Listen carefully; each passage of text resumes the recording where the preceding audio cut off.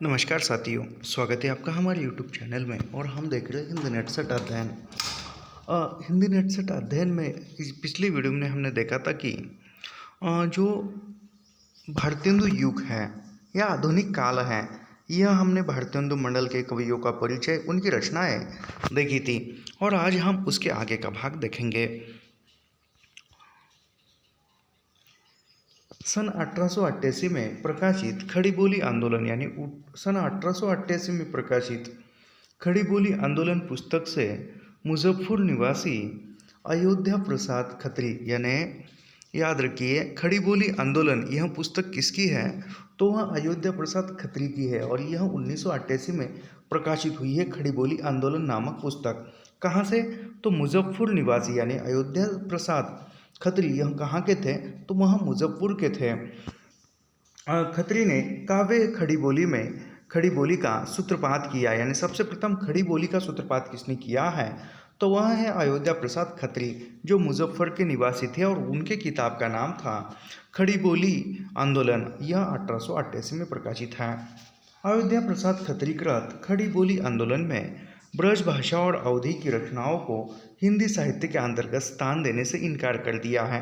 यानी अयोध्या प्रसाद खत्री ने जो खड़ी बोली आंदोलन नामक किताब थी, उस किताब में ब्रज भाषा में लिखित रचनाएं तथा अवधी भाषा में लिखित रचनाएं, इन रचनाओं को खड़ी बोली हिंदी के अंतर्गत या हिंदी साहित्य में रखने से इनकार कर दिया या हिंदी साहित्य से निकाल दिया गया।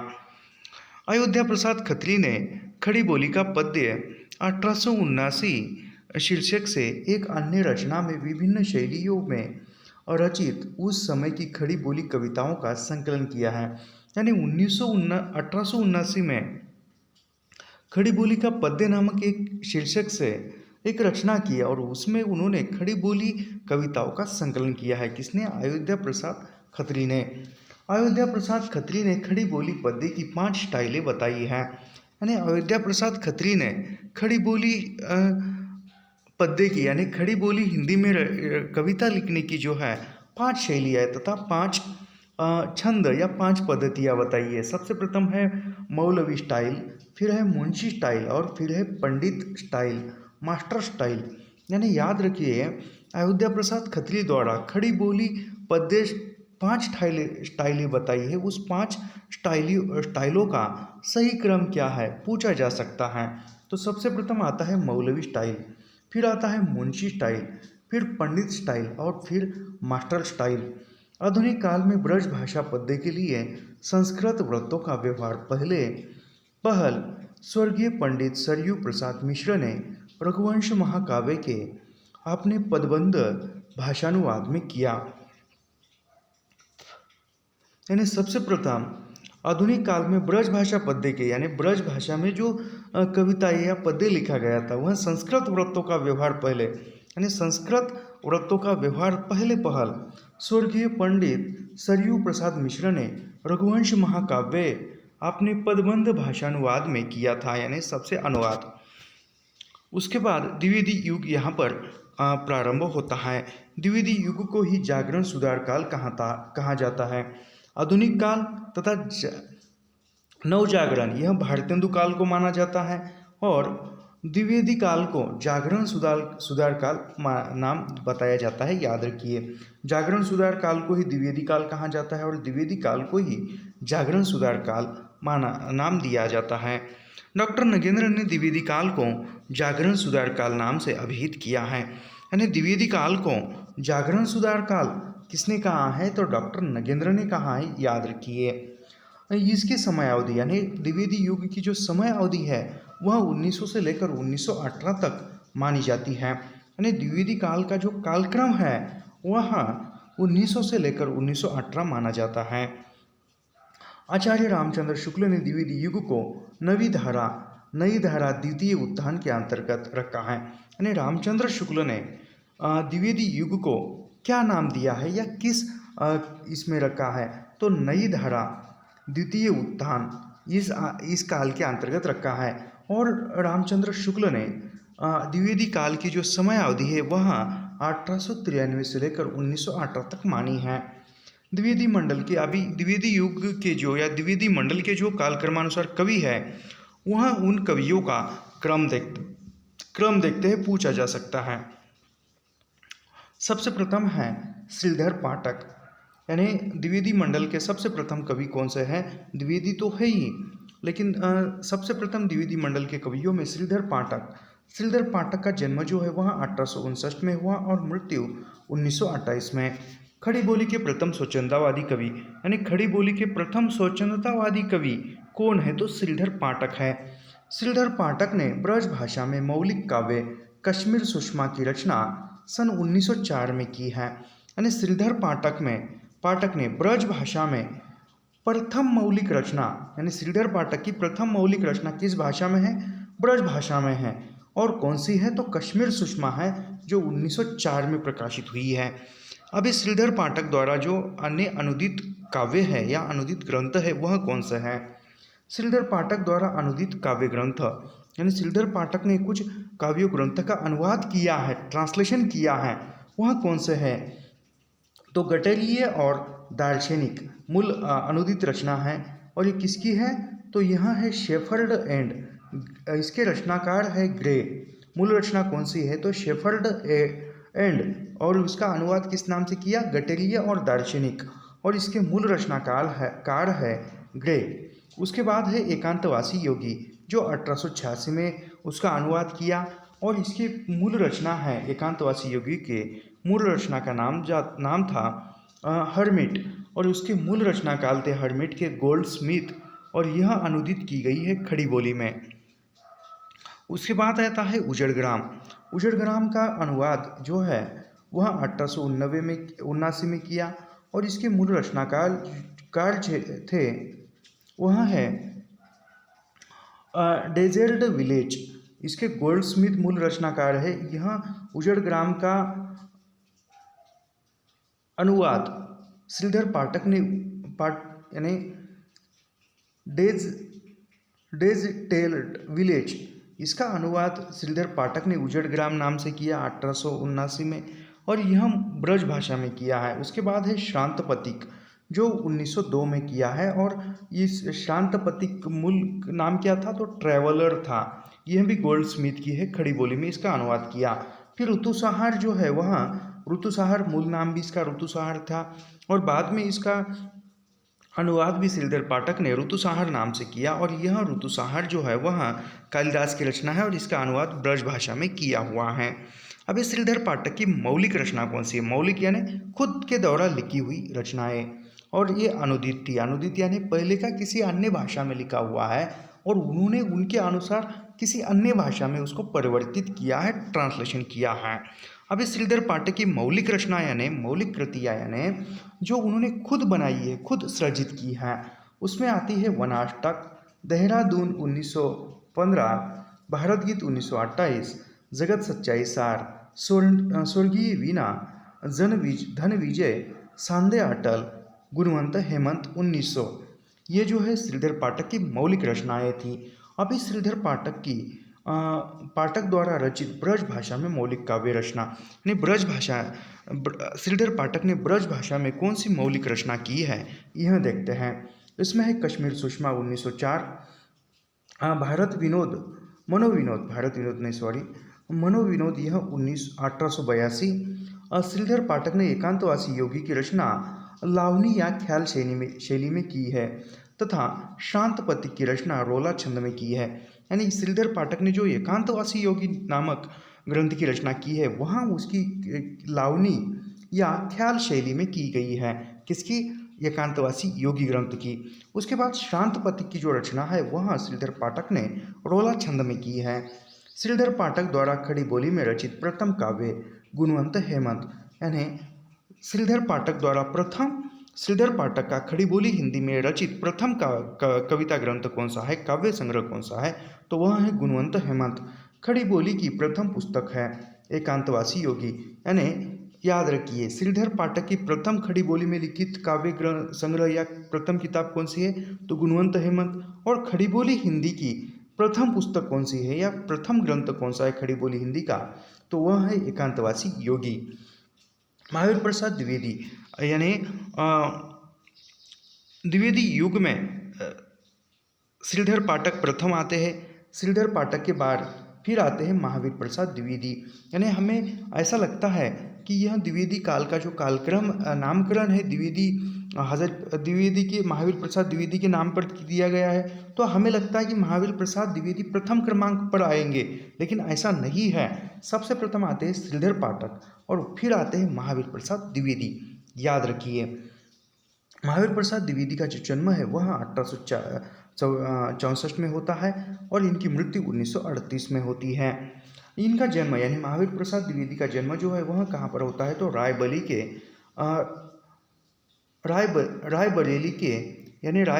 के दौलतपुर गांव में हुआ है। आचार्य रामचंद्र शुक्ल ने लिखा है, यानी रामचंद्र शुक्ल का कथन महावीर प्रसाद द्विवेदी के बारे में है कि महावीर प्रसाद द्विवेदी को पद्य रचना की एक प्रणाली के प्रवर्तक के रूप में पाते हैं। यानी महावीर प्रसाद द्विवेदी को रामचंद्र शुक्ल क्या कहते हैं कि महावीर प्रसाद द्विवेदी को पद्य रचना की एक प्रणाली के प्रवर्तक के रूप में हम पाते हैं, देखते हैं। महावीर प्रसाद द्विवेदी ने गद्य और पद्य दोनों के लिए खड़ी बोली में सामान्य बोलचाल की भाषा को प्राथमिकता देने की वकालत की है। यानी महावीर प्रसाद द्विवेदी ने जो गद्य थे, गद्य यानी कहानी, कविता, नाटक, निबंध, उपन्यास, यह जो है गद्य में आते हैं, पद्य में आता है कविता। तो गद्य पद्य के लिए खड़ी बोली, सामान्य खड़ी बोली भी कौन सी खड़ी बोली है, सामान्य, जो सामान्य जनमानस बोलचाल की भाषा का इस्तेमाल करता है, उसी भाषा को उन्होंने गद्य और पद्य की भाषा बनाने का तथा उस बोलचाल की भाषा को साहित्य की भाषा बनाने की वकालत महावीर प्रसाद द्विवेदी ने की है। महावीर प्रसाद द्विवेदी के अनुदित व मौलिक लगभग 80 ग्रंथ है। यानी अनुदित और मौलिक का मतलब होता है खुद के द्वारा निर्मित किया हुआ, और अनुदित का मतलब होता है कि किसी और ने किसी और भाषा में लिखा है और उसका अनुवाद हमारे अनुसार हमें जो अवगत भाषा है उस भाषा में किया है। जैसे कोई मराठी की रचना है और मुझे लगता है कि वह अच्छी रचना है, मुझे पढ़ने के बाद समझ में आती है और मैं उसका अनुवाद जो है ट्रांसलेशन जो है हिंदी में करूँगा, तो वह अनुदित हो जाएगी मराठी से हिंदी में। तो इसके प्रमुख यानी महावीर प्रसाद द्विवेदी की जो प्रमुख रचनाएं हैं वह देखते हैं। महावीर प्रसाद द्विवेदी के जो काव्य संग्रह है वह देखते हैं। सबसे प्रथम है काव्य मंजूषा, सुमन 1923, कान्य कुब्ज अबला विलाप, देवी स्तुति शतक, कान्य कुब्जावली व्रतम, महावीर प्रसाद द्विवेदी ने लिखा है। अभी महावीर प्रसाद द्विवेदी का कथन काफ़ी इंपॉर्टेंट है, बहुत बार NET SET PhD entrance exam इसमें पूछा हुआ है। यहाँ कविता का विषय मनोरंजन एवं उपदेशजनक होना चाहिए। यानी कविता का विषय कैसा होना चाहिए, मनोरंजन होना चाहिए, उसमें पढ़ने वाले का मन जो है उबाऊ न होना चाहिए, उपदेशजनक होना चाहिए, यानी उसमें कुछ उपदेश हो, कुछ प्रेरणा हो। यमुना के किनारे केली कौतूहल का अद्भुत वर्णन बहुत हो चुका है। यानी प्रेम क्रीड़ाओं का वर्णन, यमुना के किनारे केली कौतूहल यानी जो भी क्रीड़ाएँ थी उन क्रीड़ाओं का क्रीड़ाओं का वर्णन जो है बहुत हो चुका है। अब कविता का विषय क्या होना चाहिए, मनोरंजन होना चाहिए, उपदेशजनक होना चाहिए। न परकीयों पर प्रबंध लिखने की अब कोई आवश्यकता है और न शौकियों के लिए गतागत की पहेली बुझाने की। यानी इसके पहले क्या था कि कोई राजाओं के लिए कविता लिखता था, जिसके आश्रय में वो रहता था तो वहाँ उसके लिए कविता लिखता था, लेकिन अब वो बहुत हो चुका है, ऐसा द्विवेदी कहते हैं। चींटी से लेकर हाथी पर्यंत, भिक्षु से लेकर राजा पर्यंत, मनुष्य बिंदु से लेकर समुद्र पर्यंत, जल अनंत, आकाश अनंत, पृथ्वी अनंत, पर्वत सभी पर कविता हो सकती है। यानी महावीर प्रसाद द्विवेदी कहते हैं इस कथन के माध्यम से कि केवल कविता का विषय कौतूहल नहीं होना चाहिए, केवल कविता में क्रीड़ा नहीं होनी चाहिए, केवल किसी आश्रयदाता का ही वर्णन नहीं होना चाहिए, केवल उसके प्रेम क्रीड़ा, किसी नायिका का या किसी यानी कहा जाए तो इसके कहने का मतलब यही है कि प्रत्येक विषय पर कविता जो है हो सकती है। इसलिए हम फिर से पढ़ते हैं यह कथन, कविता का विषय मनोरंजन या उपदेशजनक होना चाहिए। यमुना के किनारे केली कौतूहल का अद्भुत वर्णन बहुत हो चुका, न कोई परकियाओं पर प्रबंध लिखने की अब कोई आवश्यकता है और न शौकियाओं के गथागत की पहेली बुझाने की। चींटी से लेकर हाथी पर्यंत, भिक्षु से लेकर राजा पर्यंत, मनुष्य बिंदु से लेकर समुद्र पर्यंत, जल अनंत आकाश, अनंत पृथ्वी, अनंत पर्वत, सभी पर कविता हो सकती है। यह महावीर प्रसाद द्विवेदी का कथन है। आगे बढ़ते हैं। महावीर प्रसाद द्विवेदी द्वारा रचित अनुदित काव्य संग्रह काव्य है, यानी महावीर प्रसाद द्विवेदी ने जो अनुदित ट्रांसलेशन किए हुए कविता संग्रह है वह कौन से है? अनुवाद किया है विनय शतक बृहत्तहरि, विनय शतक बृहत्तहरि का। इसका आधार ग्रंथ कौन सा है? तो बृहत्तहरि के वैराग्य शतक का दोहों में अनुवाद है। उसके बाद आता है विहार वाटिका। विहार वाटिका यह जयदेव के गीत गोविंद का संक्षिप्त अनुवाद है। यानी विहार वाटिका का अनुवाद किसके आधार पर किया है द्विवेदी ने? तो जयदेव के गीत गोविंद का संक्षिप्त अनुवाद है। फिर यह स्नेहमाला, स्नेहमाला का अनुवाद जो है बृहत्तहरि के श्रृंगार शतक का दोहों में अनुवाद है। फिर गंगा लहरी, गंगा लहरी का पंडित राज जगन्नाथ की गंगा लहरी का सवैयों में अनुवाद किया है। यानी गंगा लहरी यहाँ पंडित राज जगन्नाथ की रचना थी, इसका गंगा लहरी का सवैयों में अनुवाद किया है नहीं गंगा लहरी से। फिर तरंगिनी, ऋतु तरंगिनी का कालिदास के ऋतु संहार का छायानुवाद जो था उस पर आधारित किया है। महावीर प्रसाद द्विवेदी की प्रसिद्ध कविता, अभी महावीर प्रसाद द्विवेदी की प्रसिद्ध कविता कौन सी है? तो वह है सरगो नरक ठेंगाना नाही है। अयोध्या सिंह उपाध्याय हरिओद, अयोध्या सिंह उपाध्याय हरिओद का जन्म जो है, एक नंबर सबसे प्रथम आते हैं श्रीधर पाठक, फिर आते हैं महावीर प्रसाद द्विवेदी और 3 नंबर पर आते हैं अयोध्या सिंह उपाध्याय हरिओद। कौन आता है? याद रखिए श्री महा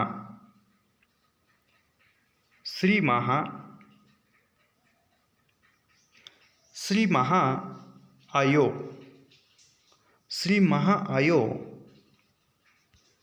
हम इसका बाद में देखते हैं। श्री महाआयो, श्री मतलब श्रीधर पाठक, महा मतलब महावीर प्रसाद द्विवेदी, आयो मतलब अयोध्या प्रसाद अयोध्या सिंह उपाध्याय हरिओद, यहाँ आते हैं।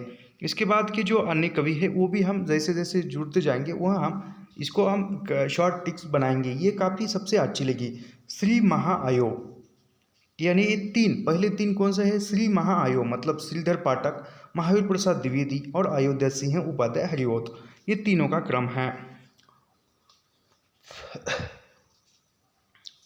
कहाँ गया?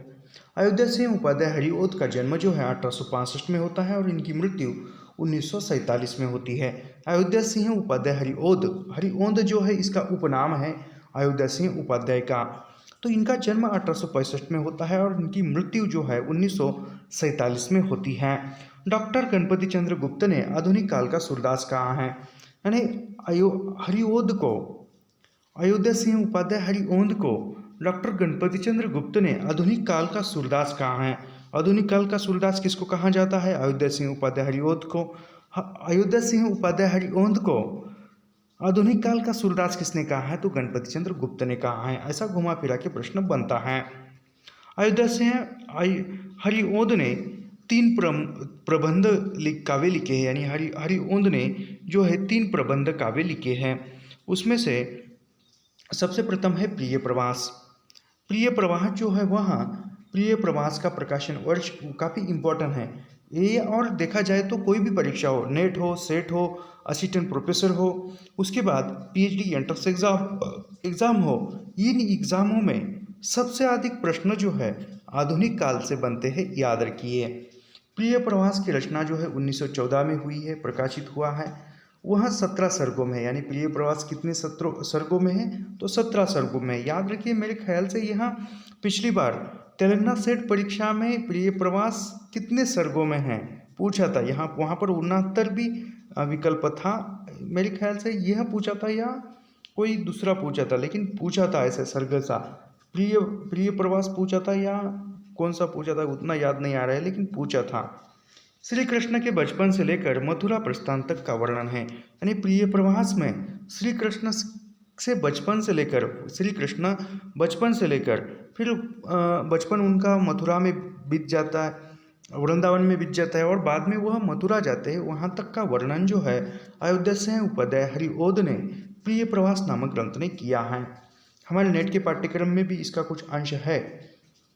पारिजात जो है 1937 में है। पारिजात 1937, पारिजात जो है 15 सर्गों में है और इसमें आध्यात्मिक एवं धार्मिक विषयों का वर्णन है। यानी पारिजात ग्रंथ में किस विषय पर लिखा है, तो यहाँ आध्यात्मिक एवं धार्मिक विषयों का वर्णन है। वैदेही वनवास, वैदेही वनवास का प्रकाशन वर्ष है 1941। याद रखिए, प्रिय प्रवास 1914, पारिजात 1937 और वैदेही वनवास 1941। इसमें राम के द्वारा सीता के निर्वासन की कथा है, यानी राम ने जो सीता का निर्वासित किया है उसकी कथा वैदेही वनवास नामक ग्रंथ में कुल कितने 18 सर्गों में या 18 खंडों में बताई है। प्रिय प्रवास को खड़ी बोली हिंदी का प्रथम महाकाव्य माना जाता है। ये काफ़ी इंपॉर्टेंट है, बहुत बार पूछा है। प्रिय प्रवास को खड़ी बोली हिंदी का प्रथम महाकाव्य माना जाता है। प्रिय प्रवास का सर्वप्रथम नाम ब्रजांगना विलाप था। यानी प्रिय प्रवास का प्रथम नाम क्या था, तो ब्रजांगना विलाप था। यह संपूर्ण काव्य संस्कृत के वर्ण व्रतों पर आधारित है। यानी प्रिय प्रवास जो है वह खड़ी बोली हिंदी का प्रथम महाकाव्य है जो 1914 में प्रकाशित हुआ है। उसके बाद प्रिय प्रवास जो है, प्रिय प्रवास का पहला नाम या सर्वप्रथम नाम क्या था, ब्रजांगना विलाप था। बाद में उसको ब्रजांगना विलाप क्यों रखा होगा, क्योंकि इसमें प्रिय प्रवास में वृंदावन, जब श्री कृष्ण बचपन से लेकर वृंदावन में थे और फिर वह मथुरा जाते हैं, तब जो ब्रज में रहने वाली जो गोपियाँ थी वह कृष्ण के विलाप में, कृष्ण के विरह में किस प्रकार व्याकुल हुई है, यह बताया गया है। तो इसके आधार पर ही इसका पहला नाम जो था ब्रजांगना विलाप रखा होगा और फिर बाद में प्रिय प्रवास रखा गया। यह संपूर्ण काव्य संस्कृत के वर्ण व्रतों पर आधारित है। यानी प्रिय प्रवास तथा ब्रजांगना विलाप किस ग्रंथ पर आधारित है, तो यह काव्य संस्कृत में लिखा हुआ व्रतों पर आधारित है।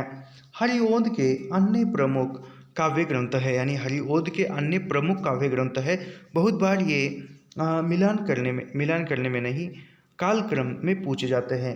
कृष्ण शतक 1882, रसिक रहस्य 1899, प्रेमा बुआ रीति 1900, प्रेम प्रपंच 1900, प्रेमाधु प्रश्नवन 1901,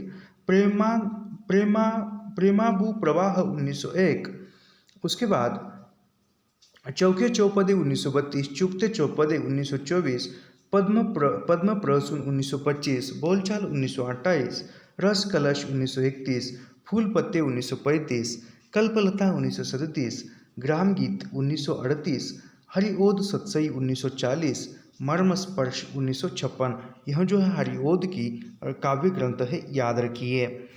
हरिओद द्वारा ब्रज भाषा में रचित, यानी हरिओद ने ब्रज भाषा में रचित रस कलश 1931 ये एक रीति ग्रंथ है। यानी हरिओद का रीति ग्रंथ कौन सा है, तो वह है रस कलश। किस भाषा में लिखा है, तो ब्रज भाषा में लिखा हुआ है। कब लिखा है, तो 1931 में। हरिओद ने ब्रज भाषा में रस कलश नामक ग्रंथ की रचना 1931 में की और यह रीति ग्रंथ है, एक रीति ग्रंथ है, यानी रीति परक। आगे बढ़ते हैं।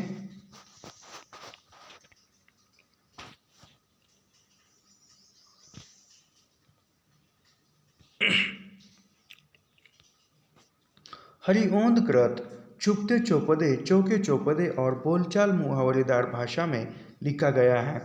यानी हरिओंद ने जो चुभते चौपदे, चौखे चौपदे नामक जो ग्रंथ लिखे हैं, उन ग्रंथों में बोलचाल, यानी बोलचाल मतलब जो आम जनता बोलती है, वह बोलचाल और मुहावरेदार भाषा में लिखा गया है। हरिओंद द्वारा लिखित बोलचाल और मुहावरेदार भाषा में लिखित ग्रंथ कौन सा है, तो चुपते चौपदे, चौखे चौपदे, याद रखिए। हरिओंद को कवि सम्राट तथा प्रिय प्रवास परी ने मंगला प्रसाद पारितोषिक प्रदान किया था। यानी हरिओंद को कवि सम्राट कहा जाता है और प्रिय प्रवास लिखने पर हरिओंद को मंगला प्रसाद पारितोषिक दिया गया था, प्रदान किया गया था। उसके बाद आते हैं रामचरित उपाध्याय। सबसे प्रथम है श्रीधर पाठक, फिर है महावीर प्रसाद द्विवेदी, फिर है हरिओंद, फिर है रामचरित उपाध्याय। हम इसकी शॉर्ट ट्रिक भी बनाएंगे। श्री महाआयो राम, श्री महाआयो राम, यहाँ तक बना है। मैथिली, ये हम जैसे जैसे आगे बढ़ते जाएंगे हम इसकी शॉर्ट ट्रिक अवश्य बनाएंगे और आपको दे देंगे। क्योंकि कैसा है, जहाँ पर ये कालक्रम पूछा जाता है वो ट्रिक यदि याद है तो तुरंत दिमाग में बैठ जाता है, वो ट्रिक याद करने से हो जाता है। अभी देखो, श्री महा आयो हरि, नहीं, श्री महा आयो राम, कितना बढ़िया ट्रिक बन रहा है। रामचरित उपाध्याय का जन्म जो है 1872 में होता है और इनकी मृत्यु 1938 में होती है। द्विवेदी युग के प्रमुख सूक्तिकार के रूप में थे, यानी द्विवेदी युग में सूक्तिकार के रूप में कौन थे प्रमुख सूक्तिकार के रूप में? तो रामचरित उपाध्याय थे। निम्न, ऐसा प्रश्न पूछा जा सकता है, निम्नलिखित में से द्विवेदी युग में सूक्तिकार प्रमुख सूक्तिकार कौन थे? तो रामचरित उपाध्याय थे, याद रखिए। इनका जन्म जो है 1872 में होता है और इनकी मृत्यु 1938 में होती है। रामचरित उपाध्याय के प्रमुख काव्य ग्रंथ, अभी रामचरित उपाध्याय के प्रमुख काव्य ग्रंथ कौन से है या प्रमुख काव्य कौन से है? तो वह है रामचरित चिंतामणि 1920, प्रबंध काव्य राष्ट्र भारती, देवदूत, देवसभा, विचित्र विवाह, भारत भक्ति, देवी द्रौपदी, सुक्ति मुक्तावली, यह जो है यह रामचरित उपाध्याय के महत्वपूर्ण काव्य ग्रंथ है, याद रखिए। उसके बाद आते हैं मैथिली शरण गुप्त। मैथिली शरण गुप्त द्विवेदी युग के हैं, याद रखिए। प्रथम है श्रीधर पाठक, फिर है महावीर प्रसाद द्विवेदी, फिर है हरिओंद और फिर है उसके बाद रामचरित उपाध्याय और फिर आते हैं महावीर प्रसाद द्विवेदी, नहीं महावीर प्रसाद द्विवेदी नहीं, मैथिली शरण गुप्त। मैथिली शरण गुप्त का जन्म जो है 1886 में होता है और इनकी मृत्यु 1964 में होती है। आधुनिक युग का तुलसी, यानी मैथिली शरण गुप्त को आधुनिक युग का तुलसी कहा जाता है, याद रखिए। मैथिली शरण गुप्त का जो परिचय है वहाँ देखते हैं। मैथिली शरण का जन्म चिरगांव झांसी में हुआ। मैथिली शरण गुप्त पिता का नाम था रामशरण दास और मैथिली शरण गुप्त के गुरु थे महावीर प्रसाद द्विवेदी। और मैथिली शरण गुप्त की प्रथम रचना है हेमंत, जो 1905 में है और प्रथम काव्य ग्रंथ है, प्रथम काव्य संग्रह है रंग में भंग, जो 1909 में प्रकाशित होता है। मैथिली शरण गुप्त के अन्य रचना देखते हैं। रंग में भंग 1909, जयद्रथ वध 1910, किसान 1917 काफ़ी इंपॉर्टेंट है, विकट भट्ट 1929, गुरुकुल 1929, साकेत 1931, भारत भारती 1912, झंकार 1929, यशोधरा 1932, द्वापर 1936, जय भारत 1952, विष्णुप्रिया 1957, सिद्धराज 1936, हिंदू 1927, वैतालिक पंचवटी 1925। हिंदी साहित्य में रामचरितमानस के बाद, यानी हिंदी साहित्य में रामचरितमानस के बाद राम काव्य का दूसरा स्तंभ, यानी राम काव्य का दूसरा स्तंभ कौन सा है हिंदी साहित्य में रामचरितमानस के बाद? तो साकेत है। मैथिली शरण गुप्त को साकेत की मूल प्रेरणा ये पूछा हुआ है, याद रखिए। ये मेरे ख्याल से 2023 दिसंबर नेट में पूछा हुआ है यहाँ। मैथिली शरण गुप्त को साकेत रचना की मूल प्रेरणा 1908 में, यानी मैथिली शरण गुप्त को साकेत की जो प्रेरणा है वह सन 1908 में सरस्वती पत्रिका में महावीर प्रसाद द्विवेदी के लेख कवियों की उर्मिला विषयक उदासीनता से मिली है। यानी मैथिली शरण गुप्त को साकेत ग्रंथ लिखने की प्रेरणा कहाँ से मिली है? तो सरस्वती पत्रिका में 1908 में महावीर प्रसाद द्विवेदी का एक लेख प्रकाशित हुआ था, कवियों की उर्मिला नामक, और उस पर कवियों की उर्मिला विषयक उदासीनता यह लेख प्रकाशित हुआ था। यह लेख महावीर प्रसाद द्विवेदी ने अपने छद्म नाम भुजंग भूषण भट्टाचार्य नाम से लिखा था। यानी यह लेख कवियों की उर्मिला विषयक उदासीनता, यह लेख महावीर प्रसाद द्विवेदी ने किस नाम से लिखा था? तो भुजंग भूषण भट्टाचार्य नाम से लिखा था। साकेत शब्द मूलतः पाली भाषा का है। साकेत शब्द मूलतः किस भाषा का है? तो पाली भाषा का है, जिसका अर्थ होता है अयोध्या। यानी अयोध्या का पाली, साकेत शब्द मूल पाली है, मूल भाषा का है और इसका अर्थ होता है अयोध्या। यानी साकेत यह जो है 12 सर्ग में है। इसे डॉक्टर नगेंद्र ने जनवादी काव्य कहा है। यानी साकेत को जनवादी काव्य किसने कहा है? तो वह डॉक्टर नगेंद्र ने कहा है। आचार्य रामचंद्र शुक्ल ने गुप्त जी को सामंजस्यवादी कवि कहा है। यानी रामचंद्र शुक्ल ने मैथिली शरण गुप्त को सामंजस्यवादी कवि कहा है। मैथिलीशरण गुप्त को भारत भारती की मूल प्रेरणा ये भी है मुद्दसे हाली तथा ब्रज मोहन दत्तात्रेय कैफीकृत भारत दर्पण पुस्तक से प्राप्त हुई है। यानी मैथिलीशरण गुप्त को भारत भारती लिखने की यानी वहाँ साकेत लिखने की प्रेरणा कहाँ से मिली है तो कवियों की उर्मिला उदासीनता कहाँ गया कवियों की उर्मिला विषयक उदासीनता इस लेख से मिली है साकेत लिखने की प्रेरणा। और भारत भारती लिखने की प्रेरणा मैथिलीशरण गुप्त को मुद्दसे हाली तथा ब्रज मोहन दत्तात्रेय कैफीकृत भारत दर्पण पुस्तक से प्राप्त हुई है। मैथिलीशरण गुप्त ने स्वयं को कौटुंबिक विषय कवि मात्र कहा है यानी मैथिलीशरण गुप्त खुद को केवल कौटुंबिक कवि कहते हैं। इन्हें भारत भारती लिखने पर महात्मा गांधी ने राष्ट्र कवि की उपाधि दी यानी भारत भारती लिखा है और भारत भारती लिखने के बाद महात्मा गांधी ने मैथिलीशरण गुप्त को राष्ट्र कवि की उपाधि दी है।